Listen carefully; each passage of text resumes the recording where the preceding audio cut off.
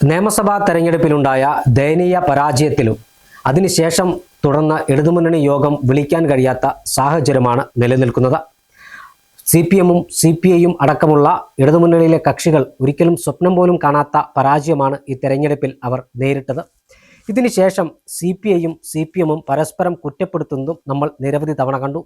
CPI-യുടെ ജില്ലാ കമ്മിറ്റി യോഗങ്ങളിൽ CPM-നെതിരെ വിമർശനം വരുന്നു, CPM-ന്റെ യോഗങ്ങളിൽ CPI-ക്കെതിരെ വിമർശനം വരുന്നു. ഇത്തരത്തിൽ വ്യാപകമായി പരസ്പരം കുറ്റപ്പെടുത്തുകയും പരസ്പരം ചളിവാരുകയും ചെയ്യുകയാണ്.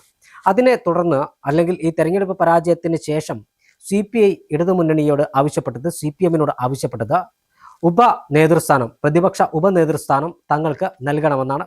എന്നാൽ യാതൊരു കാരണവശാലും കൊടുക്കാൻ കഴിയില്ല എന്നൊരു നിലപാട് CPM സ്വീകരിച്ചു. കോൺഗ്രസും UDF-ഉം പ്രതിപക്ഷത്തിരിക്കുമ്പോൾ പ്രതിപക്ഷ നേതാവ് സ്ഥാനം കോൺഗ്രസിനാണെങ്കിൽ ഉപനേതാവ് സ്ഥാനം മുസ്ലിം ലീഗിനാണ് കൊടുക്കാറ്, മുന്നണിയിലെ രണ്ടാമത്തെ കക്ഷി എന്ന രൂപത്തിൽ. അതേ രൂപത്തിൽ CPM പ്രതിപക്ഷ നേതാവ് സ്ഥാനം കൈകാര്യം ചെയ്യുമ്പോൾ ഉപനേതൃസ്ഥാനം തങ്ങൾക്ക് വേണമെന്നാണ് CPI-യുടെ ആവശ്യം. CPI സംസ്ഥാന സെക്രട്ടറി ബിനോയ് വിശ്വമാണ് ഇക്കാര്യം അറിയിച്ചത്. പക്ഷേ ഇതുവരെ അക്കാര്യത്തിൽ ഒരു തീരുമാനം CPM എടുത്തില്ല എന്ന് മാത്രമല്ല, ഉപനേതൃസ്ഥാനം തരാൻ കഴിയില്ല എന്ന് CPI നേതൃത്വത്തെ അറിയിക്കുകയും ചെയ്തു. അതുകൊണ്ട് തന്നെ CPI ഇപ്പോൾ വലിയ പിണക്കത്തിലാണ്.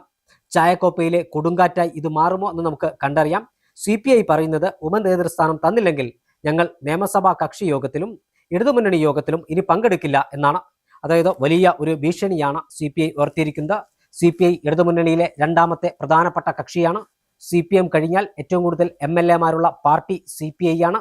അതുകൊണ്ട് തന്നെ CPI-യെ പിണക്കി മുന്നോട്ട് പോവുക എന്നത് CPM-ന് ഭൂഷണമല്ല. അത് CPI-ക്കും കൃത്യമായി അറിയാം. പ്രത്യേകിച്ച് തെരഞ്ഞെടുപ്പിലുണ്ടായ ദയനീയ പരാജയത്തിൻ്റെ പശ്ചാത്തലത്തിൽ അതിദയനീയ പരാജയം നേരിട്ട ഇടതുമുന്നണി കച്ചിത്തുരുമ്പിൽ പിടിച്ചു കയറാനുള്ള ഒരു ശ്രമം നടത്തുമ്പോഴാണ് പാളയത്തിലെ പട തന്നെ CPI-ക്കും CPM-നും വിനയായി മാറുന്നത്. നേരത്തെ വെളിയം ഭാർഗവൻ ഉൾപ്പെടെയുള്ളവർ CPI-യുടെ സംസ്ഥാന സെക്രട്ടറി പദം അലങ്കരിച്ചിരുന്ന കാലഘട്ടത്തിൽ ഇടതുമുന്നണിയുടെ തിരുത്തൽ ശക്തിയായി പ്രവർത്തിച്ച രാഷ്ട്രീയ പാർട്ടിയാണ് തങ്ങളെന്നും, എന്നാൽ ബിനോയ് വിശ്വം സംസ്ഥാന സെക്രട്ടറി ആയതോടുകൂടി അതിന് മാറ്റം വന്നെന്നും CPM-ന്റെ എറാൻമൂളികളായി CPI നേതൃത്വം പ്രവർത്തിക്കുകയാണെന്നും AYF-ലും ASF-ലും അടക്കം വിമർശനമുയർന്നിട്ടുണ്ട്. CPI-യുടെ പല നേതാക്കന്മാരും ഇക്കാര്യം തുറന്നു പറയുകയും ചെയ്തിട്ടുണ്ട്. ഇടുക്കി ജില്ലാ സെക്രട്ടറി ആയിരുന്ന ശിവരാമൻ ഉൾപ്പെടെയുള്ളവർ CPI-ക്കെതിരെ നടത്തിയ, CPI-ന്റെ നിലവിലെ നേതൃത്വത്തിനെതിരെ നടത്തിയ രൂക്ഷമായ വിമർശനം നമ്മൾക്കറിയാം. ബിനോയ് വിശ്വം CPI-യുടെ ആജ്ഞാനുവർത്തിയായി പ്രവർത്തിക്കുകയാണെന്നും CPM പറയുന്നത് അനുസരിക്കുന്ന CPM-ന്റെ ഒരു B ടീമിനെ പോലെയാണ് ഇപ്പോൾ CPI പ്രവർത്തിക്കുന്നത് എന്നുമാണ് പല CPI നേതാക്കന്മാരും പറയുന്നത്. യാതൊരു കാരണവശാലും ഇനി ഇത് അംഗീകരിക്കാൻ കഴിയില്ലെന്നും സ്വതന്ത്ര നിലപാടെടുക്കണം, അതായത് CPM പറയുന്നതല്ല, തങ്ങളുടെ രാഷ്ട്രീയ നിലപാട് ഉയർത്തിപ്പിടിക്കാൻ CPI നേതൃത്വത്തിന് കഴിയണമെന്നും CPI ആവശ്യപ്പെട്ട പ്രതിപക്ഷ ഉപനേതൃസ്ഥാനം നൽകിയിട്ടില്ലെങ്കിൽ എന്തിനാണ് സഹകരിക്കേണ്ടത് എന്നാണ് അവർ ചോദിക്കുന്നത്.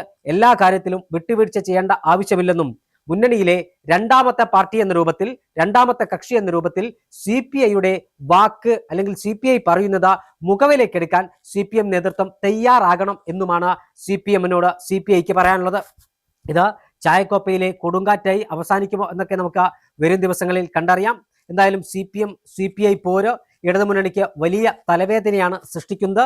ഇതിന് ഏത് തരത്തിൽ ഇത് ചർച്ച ചെയ്ത് പരിഹരിക്കാൻ കഴിയും ആണ് ഇപ്പോൾ CPI നേതാക്കന്മാർ തലപുകഞ്ഞ് ആലോചിക്കുന്നത്.